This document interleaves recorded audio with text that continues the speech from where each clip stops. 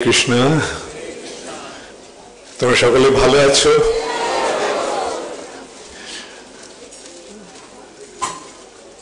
তোমাদের কোনো অসুবিধা হচ্ছে না তো? থাকার বন্দোবস্ত, ঠান্ডায় অসুবিধা হচ্ছে না? তোমাদের লেপ কম্বল এখান থেকে দেওয়া হয়েছে না নিজেরা নিয়ে এসছো? তোমাদের দেওয়া হয়েছে না নিজেরা নিয়ে এসছো? দেওয়া হয়েছে। Very good, very good. তোষক বালিশ খুব সুন্দর।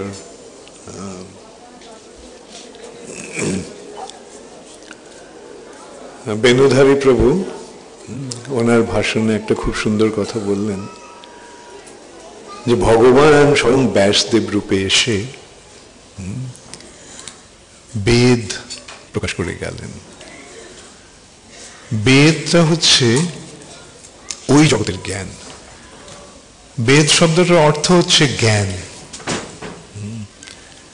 বেদ শব্দটা আসছে বিদ থেকে আসে, আর বিদ মানে জানা, আর বেদ মানে হচ্ছে জ্ঞান। কোথাকার জ্ঞান? যে জ্ঞানটি ওই জগৎ থেকে আসছে। এই জগতের ঊর্ধ্বে আরেকটা জগৎ আছে, এটা তোমরা সকলে মেনে নিয়েছো? কে কে মেনেছো? হাত তোলো। খুব ভালো, হরে কৃষ্ণ। এই জগতের আরেকটা জগৎ আছে, সেটা আমরা আমাদের ইন্দ্রিয় দিয়ে অনুভব করতে পারি না, অর্থাৎ আমরা চোখ দিয়ে দেখতে পাই না, হাত দিয়ে স্পর্শ করতে পারি না। সেই জন্য ওই জগৎটাকে বলা হয় অধোক্ষজ। অধোক্ষজ মানে ইন্দ্রিয়ের অতীত। এই জগৎটা ইন্দ্রিয় গ্রাহ্য, তাই না? এই জগৎটাকে আমরা আমাদের ইন্দ্রিয় দিয়ে উপলব্ধি করতে পারি, কিন্তু ওই জগৎটা ইন্দ্রিয়াতীত, ইন্দ্রিয়ের অতীত।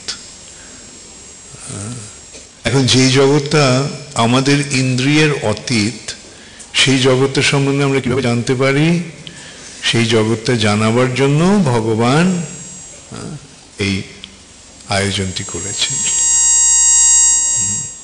সেই জগৎটি জানাবার জন্য ভগবান বেদ, পুরাণ আদি শাস্ত্র প্রণয়ন করেছেন। এই জ্ঞানটি ভগবান প্রথমে ব্রহ্মাকে দিয়েছিলেন। কিভাবে দিয়েছিলেন?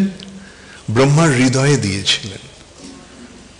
এই যে জ্ঞান, এটা তো চোখ দিয়ে দেখা যায় না, তাই না? মন দিয়ে কল্পনা করা যায় না, বুদ্ধি দিয়ে বিচার করা যায় না। এই জগৎটা আমাদের ইন্দ্রিয়ের অতীত। তাহলে ওই জগতের সম্বন্ধে আমি জানতে পারি কিভাবে? না, ওই জগৎটি জ্ঞান আমাদের হৃদয়ে প্রকাশিত হয়। তোমরা কে কে গুরু পূজা করো বাড়িতে? আচ্ছা, প্রতিদিন তোমরা গাও দিব্য জ্ঞান হৃদয়ে প্রকাশিত। এই যে দিব্য জ্ঞান, তার প্রকাশ কোথায় হয়? হৃদয়ে হয়। এই জ্ঞানটি প্রথম ভগবান স্বয়ং ব্রহ্মাকে দিয়েছিলেন। কিভাবে? ব্রহ্মার হৃদয়ে প্রকাশ করেছিলেন। দিব্য জ্ঞান হৃদয়ে প্রকাশিত। ব্রহ্মার হৃদয়ে এই জগতের, এই ব্রহ্মাণ্ডের প্রথম জীব ব্রহ্মার হৃদয়ে তিনি এই জ্ঞানটি দান করেছিলেন।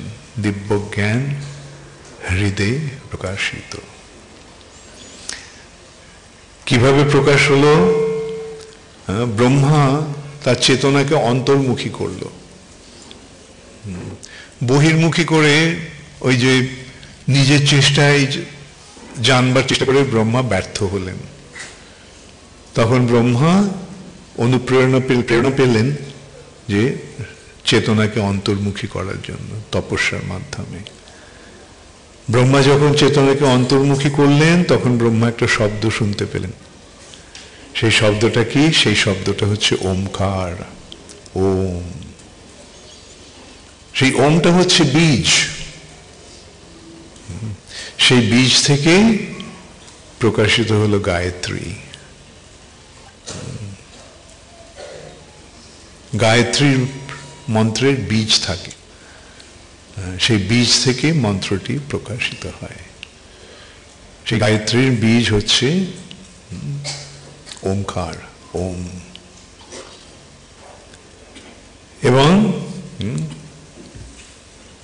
গায়ত্রীর প্রকাশ হলো, সেই গায়ত্রীর ধ্যান করার ফলে ব্রহ্মার হৃদয়ে বেদ প্রকাশিত হলো। তাই জন্য গায়ত্রীকে বলা হয় বেদমাতা।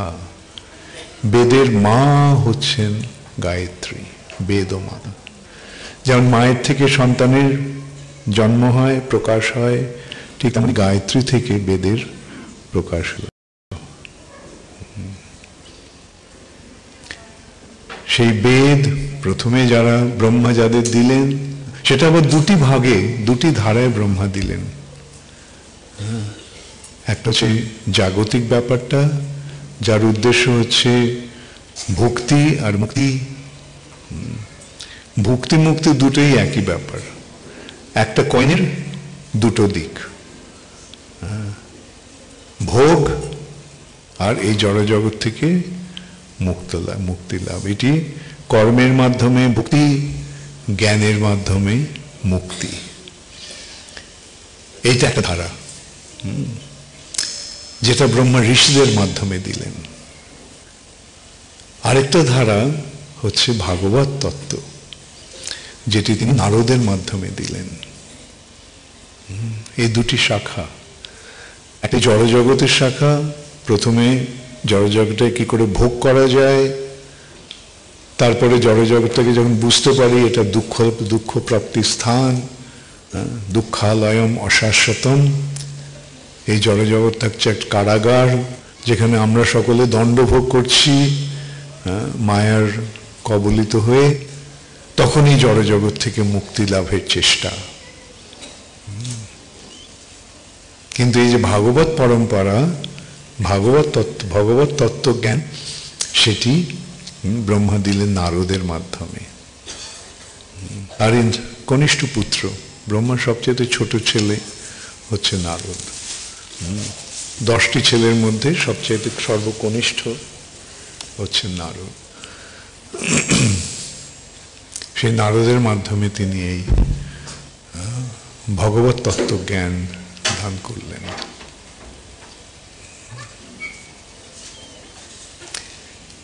এইভাবে বেদ বিশাল, ভূরিণী ভূরি কর্মাণি শ্রোতব্যানি বিভাগশঃ।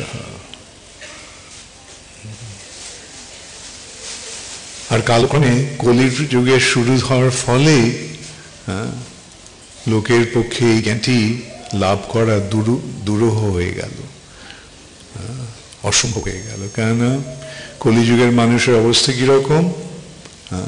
কলিযুগের মানুষের অবস্থা হচ্ছে প্রায় নাল্পায়ুষ সভ্য কলাবস্ম যুগে জানা মন্দ সুমন্দ মতয়ু মন্দ ভাগ্যা উপদ্রুতা। কলিযুগের মানুষের অবস্থা এইভাবে শ্রীমদ্ ভাগবতে বর্ণনা করা হচ্ছে। অল্প আয়ুষ, এই কলিযুগের মানুষদের আয়ু অত্যন্ত অল্প, অত্যন্ত অল্প। মোটে 100 বছর, তাও 100 বছর কজন বাঁচে? 100 বছর বাঁচলে কেন 100 বছর, কিন্তু 80-90 বছর হলে মানে অনেক বেঁচে, বুড়ো হয়ে গেছে, অনেকদিন বেঁচেছে। কিন্তু কলিযুগের আগে যে দাপর যুগ, তখন মানুষের আর কত ছিল? 1000 বছর। ত্রেতা যুগে 10,000 বছর, সত্য যুগে 1,00,000 বছর। তাহলে 1,00,000 বছরের তুলনায় 100 বছর কি? 10,000 বছরের তুলনায় 100 বছর কি? 1000 বছরের তুলনায় 100 বছর কি? তাই বলা হচ্ছে অল্প আয়ুষ সভ্য কলাবস্মিন যুগে জানা। এই কলিযুগের মানুষদের কলাবস্মিন যুগে জানা। আর তারপরে তার উপর মন্দ, তারা অত্যন্ত অলস, অত্যন্ত অলস। সুমন্দ মতয়, তাদের মতিটাও অত্যন্ত খারাপ। সুমন্দ মতয়, মন্দমতি। আর মন্দ ভাগ্যা, তাদের ভাগ্যটা অত্যন্ত খারাপ, মন্দ ভাগ্যা। আর তারপর উপদ্রুতা, তারা নিরন্তর প্রকৃতির দ্বারা উপদ্রুত হচ্ছে। তারপরেই বলা হচ্ছে ভূরিনি ভূরি কর্মাণি শ্রোতব্যানি বিভাগ, বিশাল ভূরিনি, তার মধ্যে ভূরি কর্মাণি, অসংখ্য কার্যকলাপের নির্দেশ দেওয়া হয়েছে, অসংখ্য যাগযজ্ঞ আদি ধর্ম অনুষ্ঠানের নির্দেশ দেওয়া হয়েছে। আর যদি না পুরোপুরি ভাবে বেদকে জানা যায়, তাহলে বেদের প্রকৃত উদ্দেশ্য জানা যাবে না। ওই কর্মকাণ্ড জ্ঞানকাণ্ড নিয়ে থাকলে চলবে না, বেদটাকে পুরোপুরি জানতে হবে। তাই চৈতন্য মহাপ্রভু চৈতন্য চরিতামৃততে কি বলা হচ্ছে, কর্মকাণ্ড জ্ঞানকাণ্ড কেবলই বিষেরও ভাণ্ড। কর্মকাণ্ড, এই বেদের যে কর্মকাণ্ড, বেদের যে জ্ঞানকাণ্ড, এগুলো দুটো বিষের পাত্র, বিষের ভাণ্ড। অমৃত বলিয়া যে খায়, কদর্য ভক্ষণ করে, নানা জনি ভ্রমণ করে, তার জন্ম অধঃপাতে যায়। তাহলে আমরা দেখতে পাচ্ছি কর্মকাণ্ড জ্ঞানকাণ্ড, ধর্ম প্রজ্জিত কৈতবত্র, এই সমস্ত আচরণ আছে, এগুলো ঝেঁটিয়ে বিদ্যা করে দাও, বাদ দিয়ে দাও। কৈতবত্র তখনই কেবল পরম নির্মচারানাম সতাম, তখনই কেবল আমরা আমাদের সমস্ত রিপুগুলিকে জয় করে আমরা নির্মল হতে পারবো। হৃদয়ের সমস্ত মলগুলো দূরীভূত করে আমরা নির্মল হতে পারবো। এবং তখনই কেবল আমরা ভগবানকে জানতে পারবো। বেদ্য বাস্তব মাত্র বস্তু, এই বাস্তব বস্তু কে? নিত্য সত্য কে? শাশ্বত সত্য কে? ভগবান। ভগবানকে তখনই জানা যাবে যখন আমরা এই সমস্ত জাগতিক যে সমস্ত কার্যকলাপ, সেগুলো কর্মমূলকই হোক আর মুক্তি অন্বেষণেই হোক, সেগুলো বাদ দিতে হবে। অর্থাৎ বাদ দিয়ে যখন আমরা ভক্তির পথ অবলম্বন করব, এই কর্মকাণ্ড জ্ঞানকাণ্ডের ঊর্ধ্বে হচ্ছে ভক্তি।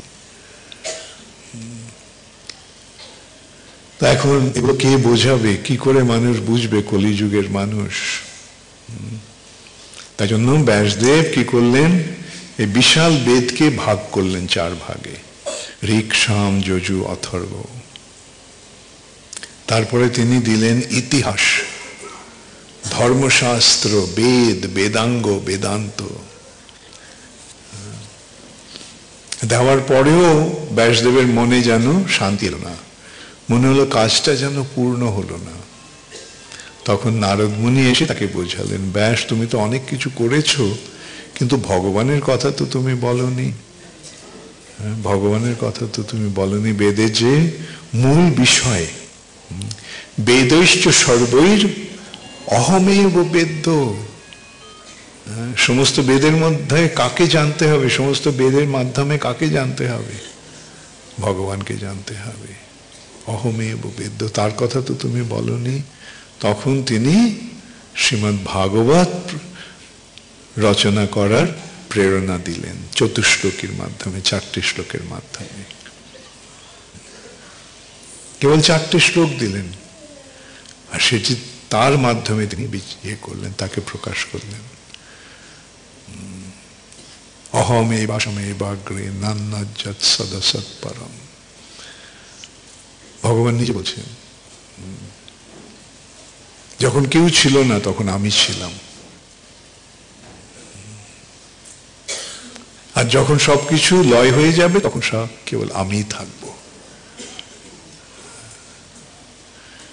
এভাবে 4টি শ্লোকের মাধ্যমে তিনি এই মূল তত্ত্বটা নারদ মুনি ব্যাসদেবকে দিলেন, নারদ মুনি। এবং সেটাকে তিনি বিস্তার করলেন শ্রীমদ্ ভাগবতে। সেটা তিনি সুখদেবকে শিখালেন, সুখদেব সেটি সেই সুখদেব পরীক্ষিত মহারাজকে শোনালেন। সেই সভাতে সুত গোস্বামী উপস্থিত ছিলেন। সুত গোস্বামী নৈমিষারণ্যের ঋষিদের সেই কথা শোনালেন, আর সেই কথাটি আবার ব্যাসদেব নিজে লিখে গেলেন।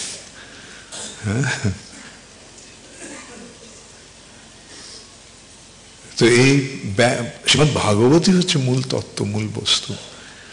দুটি দিক, দুটি গ্রন্থ, দুটি নির্যাস সমস্ত শাস্ত্রে। পুরাণের নির্যাস হচ্ছে এই শ্রীমদ্ ভাগবতম, আর উপনিষদের নির্যাস হচ্ছে গীতা উপনিষদ বা ভগবদ গীতা। এবং ব্যাসদেব কি করলেন? ইতিহাস দিলেন। ইতিহাস মানে ভারতের ইতিহাস। এই যে ভূমণ্ডল, এই ভূমণ্ডলে অনেকগুলি বর্ষ আছে, স্থান রয়েছে। সেই স্থানগুলি একটা দ্বীপের মতো। যেমন এই যে বর্ষটি, সেটিকে ঘিরে আছে, সেই স্থানটি হচ্ছে অজনাভ বর্ষ। অজনাভ বর্ষ, এবং সেটি ইলাবৃত বর্ষ, এবং সেটি কালক্রমে ভারতবর্ষ রূপে প্রকাশিত হলো বা পরিচিত হলো, ভারতবর্ষ। তারও একটা খুব সুন্দর ইতিহাস আছে। ক্ষত্রিয়দের দুটো বংশ আছে, একটা বংশ সূর্য থেকে আসছে, আরেকটা বংশ চন্দ্রদেব থেকে আসছে। সূর্যদেবের বংশ হচ্ছে সূর্যদেব থেকে মনু, মনু থেকে ইক্ষ্বাকু, এইভাবে ইক্ষ্বাকু বংশ, যেই বংশে শ্রী রামচন্দ্র আবির্ভূত হয়েছিলেন। রঘু বংশ, কেননা তার রামচন্দ্রের পিতা হচ্ছেন দশরথ, তার পিতা হচ্ছেন অজ, তার পিতা হচ্ছেন রঘু। তাই জন্য এই বংশটি আরেকটা নাম হচ্ছে রঘু বংশ। তাই জন্য রামচন্দ্রের আরেকটি নাম হচ্ছে রঘুকুল তিলক, রঘুকুলের তিলক, রঘুনন্দন, রঘুপতি। বংশের মাধ্যমে এই নামকরণ হচ্ছে। সূর্য বংশ। আরেকটি হচ্ছে চন্দ্র বংশ, চন্দ্রদেব থেকে এই বংশটি এসেছে। সেই বংশে একজন রাজা ছিল, তার নাম হচ্ছে প্রতীপ। সেই প্রতীপের পুত্র হচ্ছে শান্তনু। প্রতীপ যখন রাজ্যভার থেকে অবসর গ্রহণ করলেন, তখন তিনি শান্তনুর হাতে রাজ্যভার দিলেন। শান্তনুর আরো দু ভাই ছিল, তারাই রাজ্য গ্রহণ করেননি। দেবাপি হচ্ছেন সবচেয়ে বড় ভাই, তিনি বনবাসী হয়ে গিয়েছিলেন। সেই সূত্রে শান্তনু রাজা হয়েছিলেন, মহাপরাক্রমশালী রাজা। এই হস্তিনাপুর হচ্ছে সমস্ত পৃথিবীর কেন্দ্রস্থল। সমস্ত পৃথিবীর, কেবল পৃথিবীর ভূভাগই নয়, স্থলভাগই নয়, জলভাগ নিয়ে স্বসাগরা পৃথিবীর অধীশ্বর হচ্ছেন এই হস্তিনাপুরের রাজারা। সেই রাজ্যের রাজা হচ্ছেন শান্তনু। শান্তনু একদিন মৃগয়া করছেন। মৃগয়া করতে করতে গঙ্গার তীরে এসে দেখেন এক অপূর্ব সুন্দরী এক রমণী। তিনি জিজ্ঞাসা করলেন, তুমি কি? তিনি তার পরিচয় দিলেন, তিনি হচ্ছেন গঙ্গা।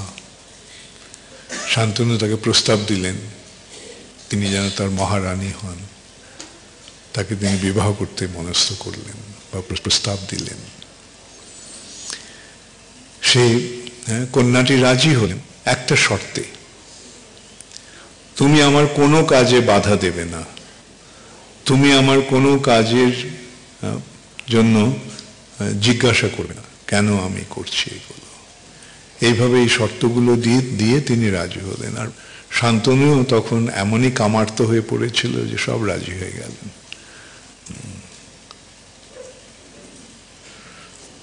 মহা আনন্দে রাজা রানীকে নিয়ে রাজ্য সুখ ভোগ করছেন। তাদের প্রথম সন্তান হলো। সাধারণ মানুষের যখন সন্তান হয় তখন তারা কি আনন্দ করে, সমস্ত পরিবার আনন্দে মেতে ওঠে। রাজার পুত্র হয়েছে, সারা রাজ্য আনন্দে মেতে আছে, রাজপুত্রের জন্ম হয়েছে। কিন্তু মহারানী কি করলেন? পুত্রটিকে নিয়ে গঙ্গায় ভাসিয়ে দিলেন। শান্তনু প্রতিজ্ঞা করেছিল কোনো কাজে বাধা দেবে না, তাই সে চুপ করে রইল। এটা কত বড় একটা বিষাদগ্রস্ত অবস্থা, কিন্তু রাজা চুপ করে রইলেন। এইভাবে একে একে 7টি পুত্রকে গঙ্গায় বিসর্জন দিলেন। অষ্টম পুত্রকে নিয়ে যখন তিনি যাচ্ছেন গঙ্গায়, শান্তনু আর চুপ থাকতে পারলেন না। তিনি বললেন, তুমি মা হয়ে কেন এরকম একটা নৃশংস আচরণ করছো? নিজের ছেলেদের জন্মের পরে তুমি জলে ভাসিয়ে দিচ্ছ, জলে ডুবিয়ে দিচ্ছ। এই সন্তানটিকে অন্তত একে আর করো না, একে মেরো না, একে। গঙ্গা বলল, ঠিক আছে, আমি একে আমি মারব না, একে আমি গঙ্গায় ভাসাবো না। তবে এ তো প্রতিপালনের জন্য আমার স্নেহের দরকার, আমার লালন পালনের দরকার, তাই ওকে আমি সঙ্গে নিয়ে যাচ্ছি। গঙ্গা তার প্রকৃত পরিচয় দিলেন যে তিনি হচ্ছেন স্বর্গের গঙ্গা দেবী। এর পেছনে আবার দুটো ইতিবৃত্ত আছে। মহাভীষ বলে এক রাজা, তিনি ইক্ষ্বাকু বংশের, তিনি সূর্য বংশের রাজা। তিনি 1000 অশ্বমেধ আর 100 রাজসূয় যজ্ঞ করেছিলেন। এই 1000 অশ্বমেধ যজ্ঞের প্রভাবে তিনি ব্রহ্মলোকে বা সত্যলোকে যাবার যোগ্যতা অর্জন করেছিলেন। তিনি সত্যলোকে উন্নীত হয়েছেন। সত্যলোকটা কোথায়, কার কার জানা আছে? সত্যলোক কোথায়? এই ব্রহ্মাণ্ডের সবচাইতে উচ্চতম স্থান। এই ব্রহ্মাণ্ডে 14টা ভুবন রয়েছে, 14 ভুবনাত্মক। তার মধ্যে 7টা ভুবন নিচের দিকে, 7টা ওপরের দিকে। সেই ওপরের দিকের মধ্যে মাঝখানে ইয়েটা কি? এই 14টার মধ্যে মাঝখানের ইয়েটা কি? এই ভূরলোক। এই ভূরলোকের উপরে রয়েছে ভূবর লোক, তার উপরে রয়েছে স্বর্গলোক, তার উপরে মহরলোক, জনলোক, তপলোক, সত্যলোক। এই সত্যলোকে ব্রহ্মা থাকেন। তো মহাভীষ রাজা, তিনি সত্যলোকে উন্নীত হয়েছেন, ব্রহ্মার লোকে। একদিন ব্রহ্মা সমস্ত দেবতাদের দ্বারা পূজিত হচ্ছেন, তখন গঙ্গা সেখানে এলো জল নিয়ে। আর বায়ুর প্রভাবে তার শাড়িটা সরে গেল, তার দেহ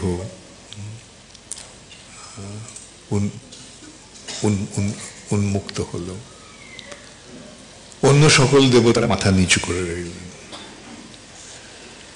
কিন্তু মহাভীষ এক দৃষ্টে সেই গঙ্গার রূপ দর্শন করতে লাগলেন। ব্রহ্মা তখন বললেন যে তুমি এই সত্যলোকে থাকার উপযুক্ত নও, তুমি যাও মর্তলোকে ফিরে যাও।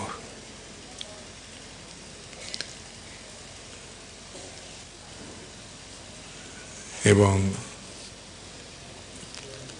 যেহেতু তুমি গঙ্গাকে কামনা করেছ, তোমার সেই মনোবাঞ্ছা পূর্ণ হবে, তুমি গঙ্গাকে তোমার পত্নী রূপে পাবে। সেই সূত্রে গঙ্গা এসেছিল এবং সেই মহাভীষী হচ্ছেন শান্তনু। শান্তনুর সঙ্গে গঙ্গার বিবাহ হয়, এটি একটা ঘটনা। এভাবে আমরা দেখতে পাই যে আমাদের শাস্ত্রে যে সমস্ত ঘটনাগুলি আছে ইতিবৃত্ত, সেগুলি সমস্ত সত্যি কথা, এগুলো কোনো বানানো গল্প নয়। বানানো গল্পে কোনো বংশ পরিচয় থাকে? হ্যাঁ, বানানো গল্পে বড় জোর বাবার নাম থাকে, বড় জোর ঠাকুরদাদার নাম থাকে, হ্যাঁ, কিন্তু একবারে পুরো বংশের তালিকা।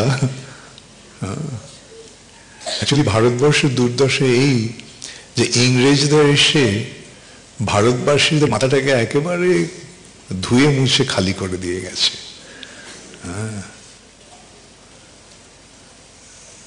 সব একেবারে ওদের কি বলবো, বুদ্ধিমত্তাটাকে তারা হারিয়ে ফেলেছে। ইংরেজরা তাদের যা শিখিয়েছে সেটাই অনুসারী তারা চলছে, এখনো চলছে।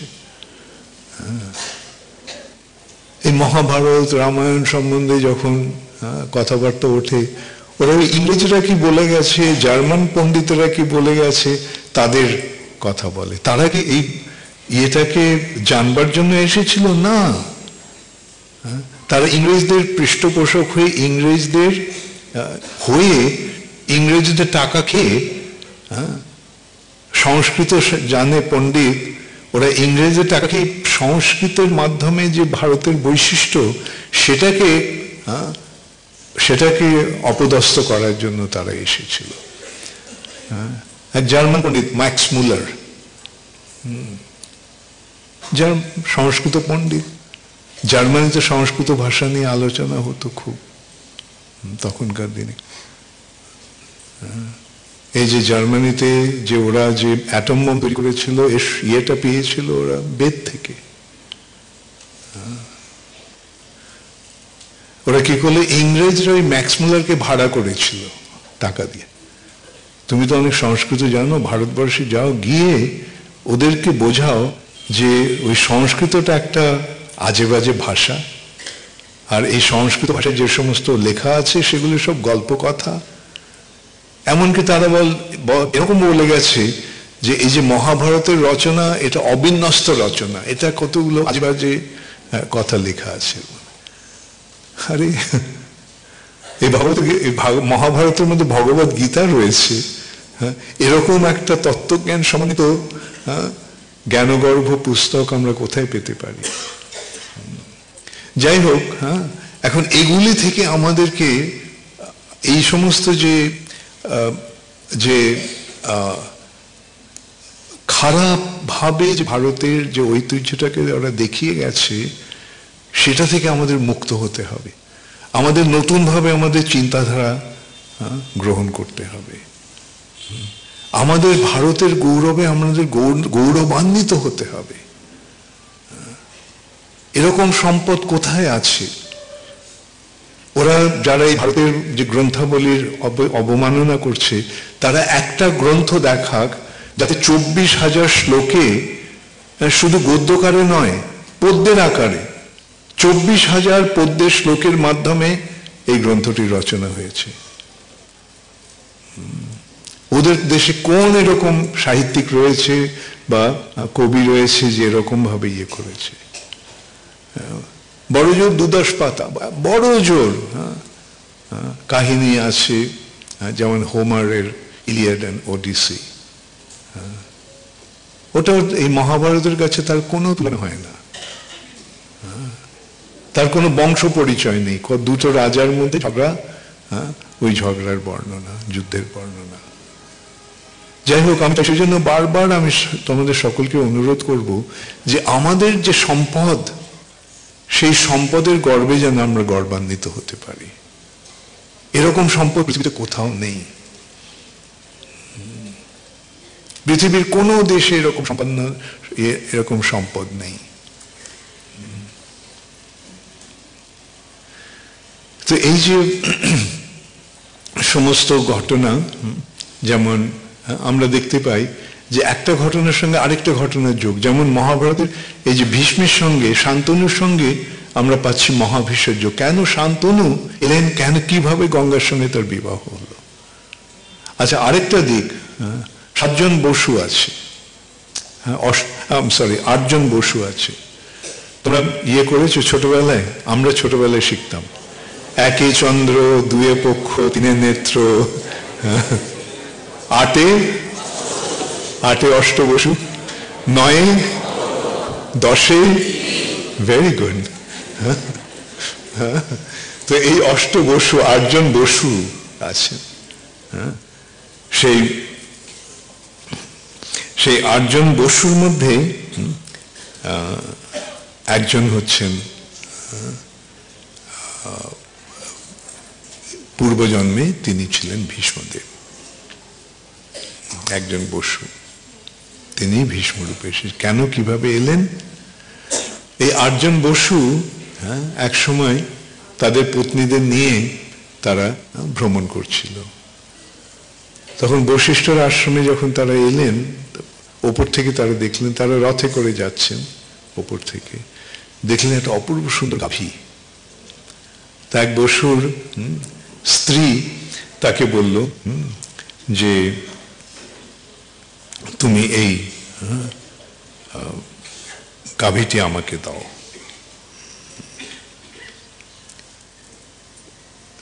আমাকে দাও। তো ওরা বললো, দেখো এই গাভীটি বশিষ্ঠের গাভী, নন্দিনী,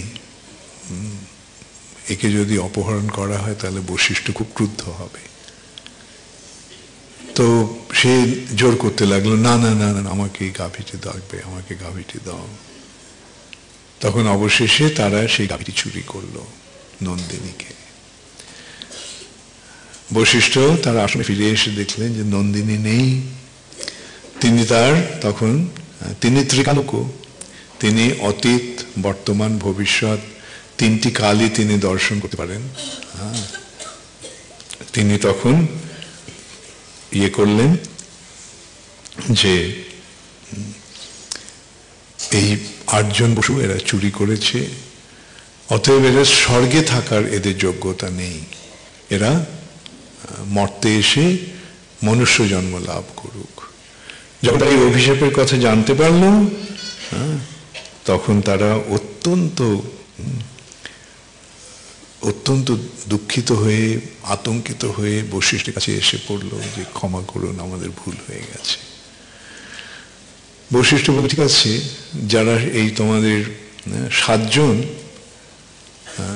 তোমাদের আমি যেহেতু অভিশাপ দিয়েছি, আমার কথা ব্যর্থ হবে না, তোমাদেরকে পৃথিবীতে জন্মগ্রহণ করতে হবে, কিন্তু জন্মের পরেই তোমরা মুক্ত হয়ে যাবে। কিন্তু যে গাভীটা চুরি করেছে তাকে অনেকদিন থাকতে হবে। তো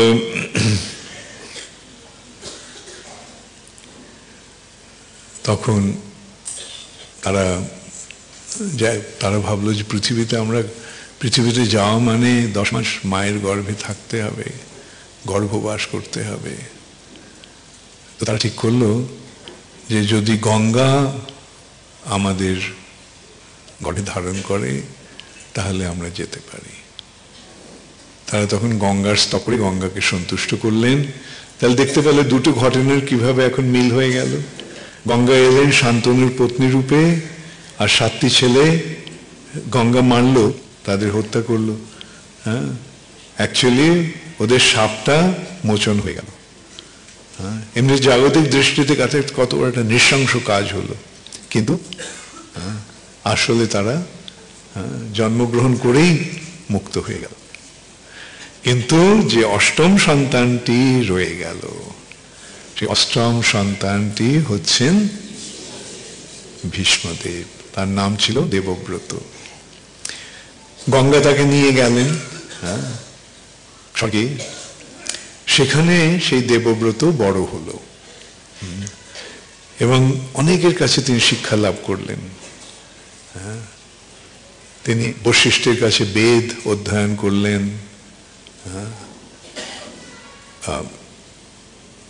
বৃহস্পতির কাছে ধর্ম শিক্ষা লাভ করলেন,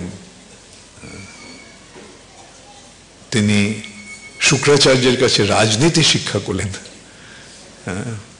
এইভাবে পরশুরামের কাছে তিনি অস্ত্র শিক্ষা লাভ করেন। পরশুরাম ভগবানের সপ্তাবেশ অবতার। এইভাবে ভীষ্ম তিনি যখন তার 16 বছর বয়স হলো, তখন শান্তনু একদিন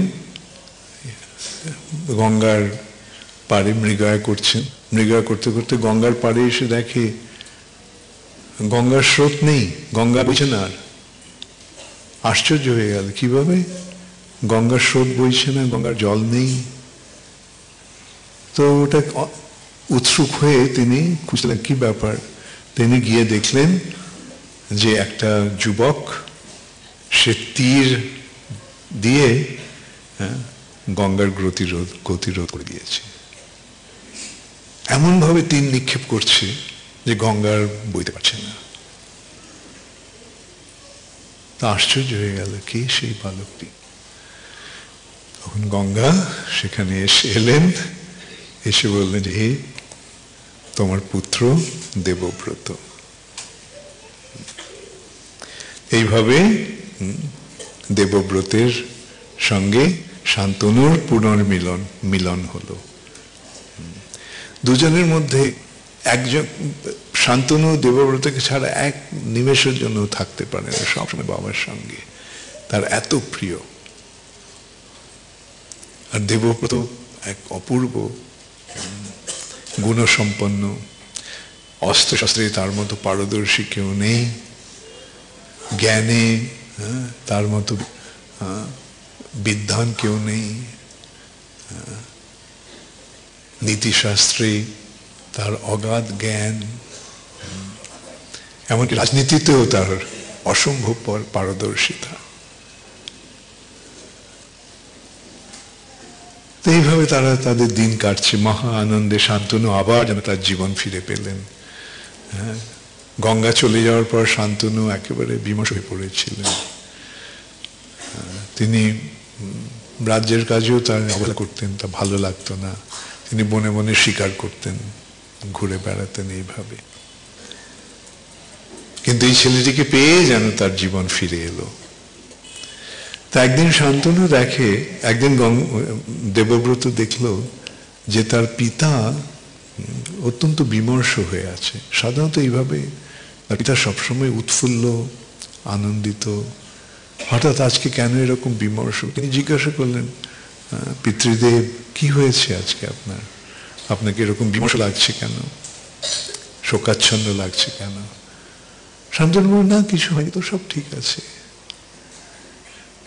তো ভীষ্ম দেবব্রত তখন সারথীকে গিয়ে জিজ্ঞাসা করল, সারথী কি হয়েছে আজকে, আজকে বাবা এরকম পিতৃদেব বিমর্ষ কেন? তখন সে বলল যে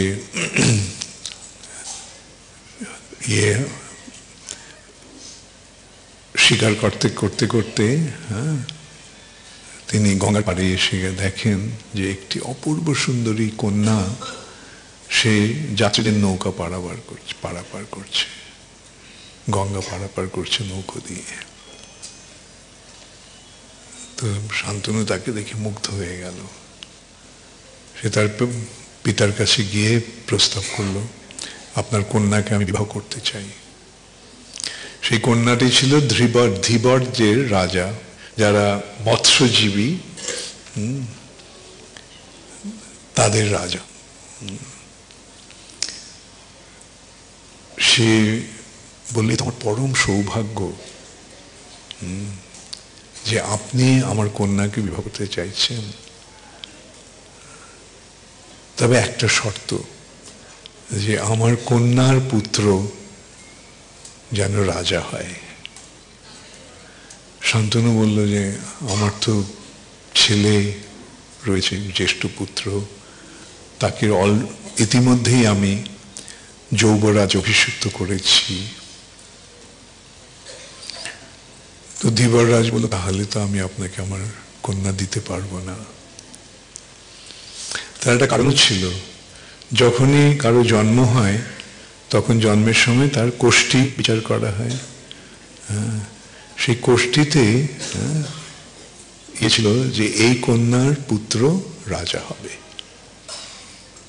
তাই জন্য তারই শর্ত যে আমি দিতে পারি, হ্যাঁ, তবে আমার কন্যার পুত্র যেন রাজা হয়। শান্তনু দেখলো সেটা তো সম্ভব নয়। তখন সে দুঃখিত চিত্তে সে প্রাসাদে ফিরে গেল। দেবব্রত যখন সেটা জানতে পারল, তখন দেবব্রত গিয়ে সেই ধীবর রাজকে বলল যে আপনি আপনার কন্যাকে আমার পিতার পত্নীরূপে দান করুন।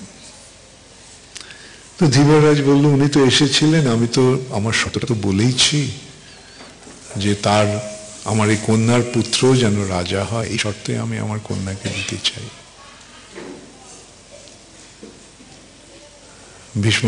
দেবব্রত বলল, ঠিক আছে, আমি তো এই রাজ্যের উত্তরাধিকারী, তো আমার এই রাজ্যের অধিকার আমি ত্যাগ করলাম। তো ধ্রুবরাজ বলল, ভালো কথা, কিন্তু তুমি তো এই শর্তটা মানলে, কিন্তু এটা যদি তোমার পুত্ররা যদি না মানে, তখন তো ওদের মধ্যে সংঘর্ষ হবে। আমার কন্যার পুত্রদের সঙ্গে তোমার পুত্রদের সংঘর্ষ হবে। তো ভীষ্ম তখন বলল, ঠিক আছে, তাহলে আমি প্রতিজ্ঞা করছি যে আমি কখনো বিবাহ করব না। এই যে ভীষণ প্রতিজ্ঞা করলেন, সেই জন্য স্বর্গ থেকে দেবতারা পুষ্পবৃষ্টি করতে লাগলেন এবং বলতে লাগলেন, ভীষ্ম ভীষ্ম ভীষ্ম। কি ভয়ঙ্কর প্রতিজ্ঞা করেছে! কেন ক্ষত্রিয়ের পক্ষে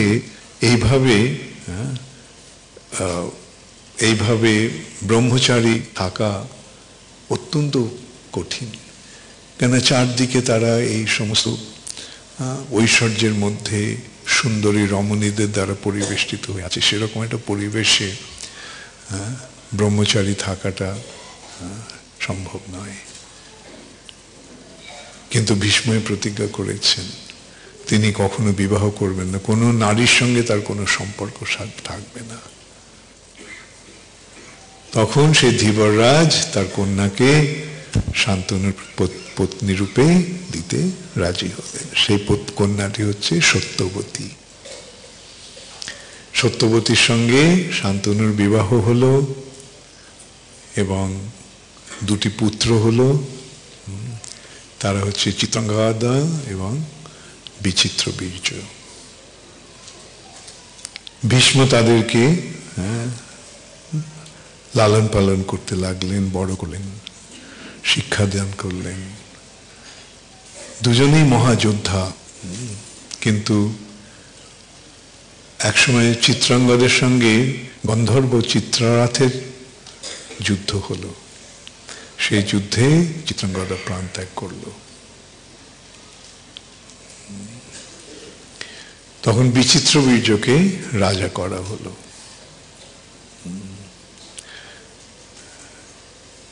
বিচিত্রবীর্য তখন বালক, এখন রাজা হয়েছে।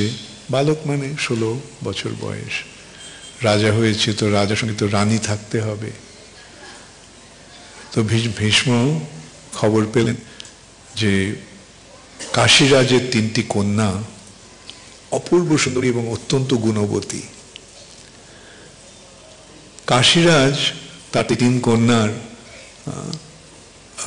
স্বয়ম্বর সভা ডেকেছিল, কিন্তু কুরুদের হস্তিনাপুরে নিমন্ত্রণ পাঠানি। নিমন্ত্রণ না পাঠানোর কারণও ছিল, কেন ভীষ্ম আকুমার ব্রহ্মচারীর ব্রত গ্রহণ করেছে, আর বিচিত্রবীর্য অত্যন্ত বালক। কিন্তু ভীষ্ম অনিমন্ত্রিত অবস্থাতে তিনি সেই সভায় গেলেন।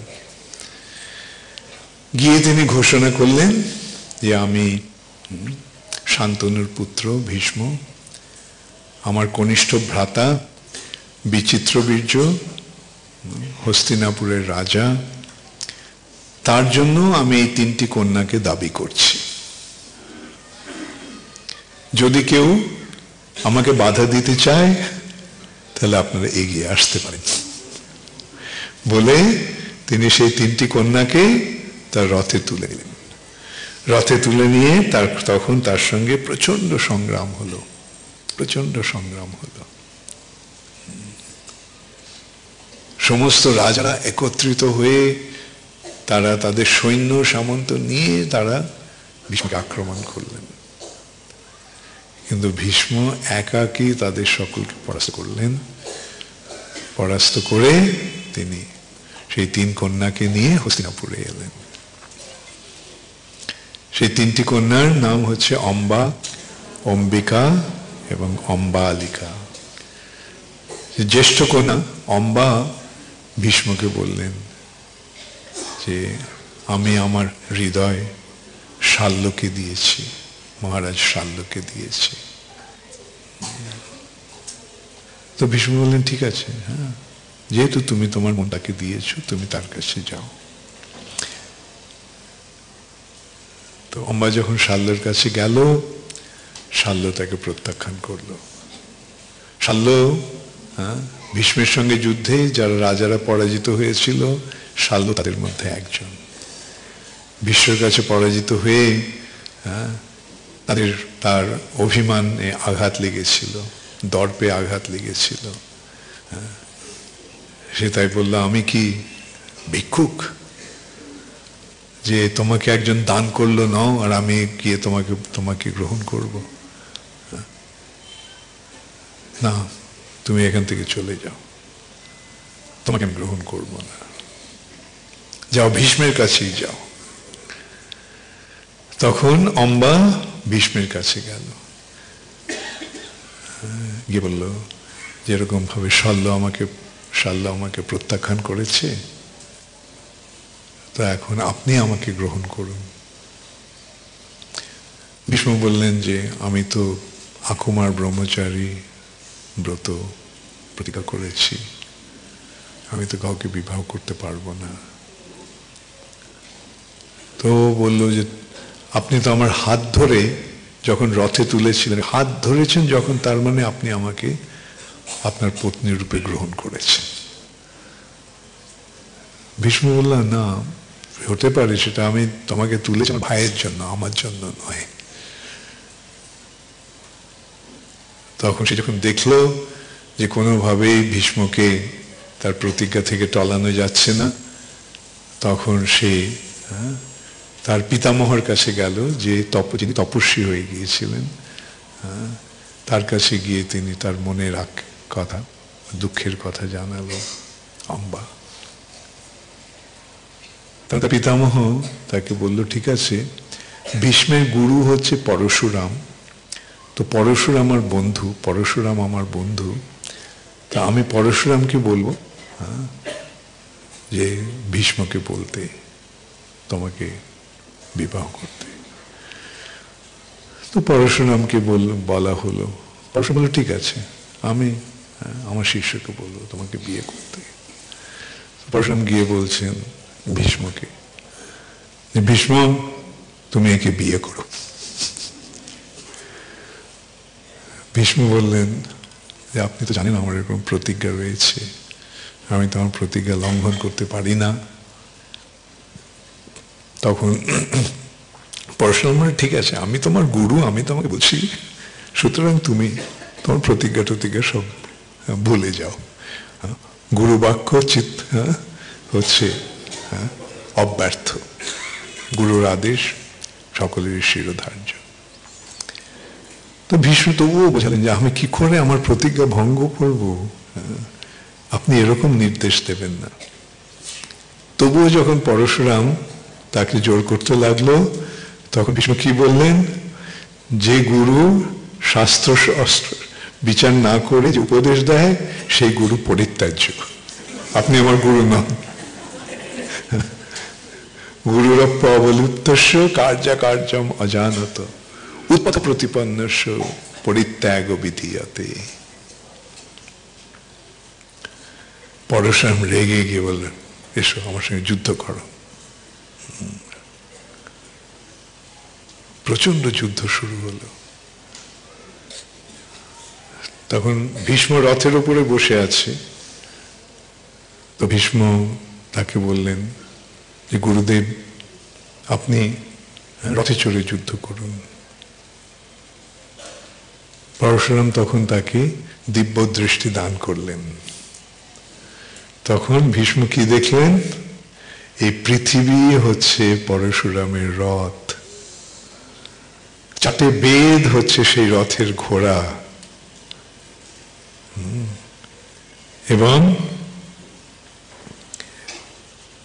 সমস্ত উপনিষদগুলি তার বলগা, যে বলগা লাগাম, সেগুলি হচ্ছে উপনিষদ। বায়ু সেই রথের সারথি, আর গায়ত্রী, সাবিত্রী আর সরস্বতী হচ্ছেন পরশুরামের বর্ম। তাহলে ভেবে দেখো কিরা কার সঙ্গে ভীষ্মকে যুঝতে হবে। প্রচন্ড যুদ্ধ হলো, 23 দিন ধরে যুদ্ধ হলো ক্রমান্বয়ে, কেউ কাউকে পরাজিত করতে পারল না। অবশেষে ভীষ্ম পরশপাস্ত্র গ্রহণ করলেন, প্রস্যপ অস্ত্র গ্রহণ করলেন। সেটা পরশুরামের জানা ছিল না, ওটা প্রতিহত করার উপায়। তখন স্বর্গের দেবতারা তাকে দৈববাণী করে জানান যে তোমার গুরুদেবকে তুমি অপমানিত করো না, পরাজিত করো না, তুমি এই যুদ্ধ থেকে নিরস্ত হও। তখন ভীষ্ম নিরস্ত হলেন।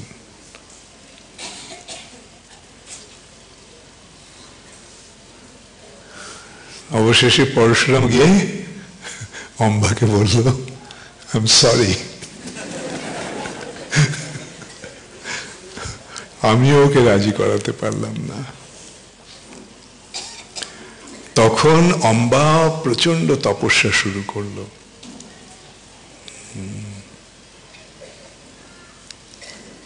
সেই তপস্যার ফলে শিব তার কাছে এলেন। অম্বা, কেন এই কঠোর তপস্যা করছো? তখন অম্বা বলল যে আমাকে ভীষ্ম এইভাবে অপমান করেছে, আমি তার প্রতিশোধ নিতে চাই। কিভাবে প্রতিশোধ নেবে? আমি ভীষ্মের মৃত্যুর কারণ হব। তো নারী রূপে তখন ভীষ্মকে মারা যাবে না। তখন শিব বললেন, ঠিক আছে, তথাস্তু, তবে এই জন্মে নয়, পরজন্মে। তখন অম্বা আগুন জ্বালিয়ে সেই আগুনে প্রবেশ করলো, এবং প্রবেশ করার আগে সে বলল, আমি ভীষ্মের মৃত্যুর কারণ হব। এইভাবে অম্বা দেহত্যাগ করলো, এবং পরজন্মে সেই অম্বাই শিখণ্ডিনী রূপে প্রকাশিত হলো। শিখণ্ডী, দ্রুপদের অগ্নিযজ্ঞের থেকে শিখণ্ডী বেরিয়ে এসেছিল। তো এইভাবে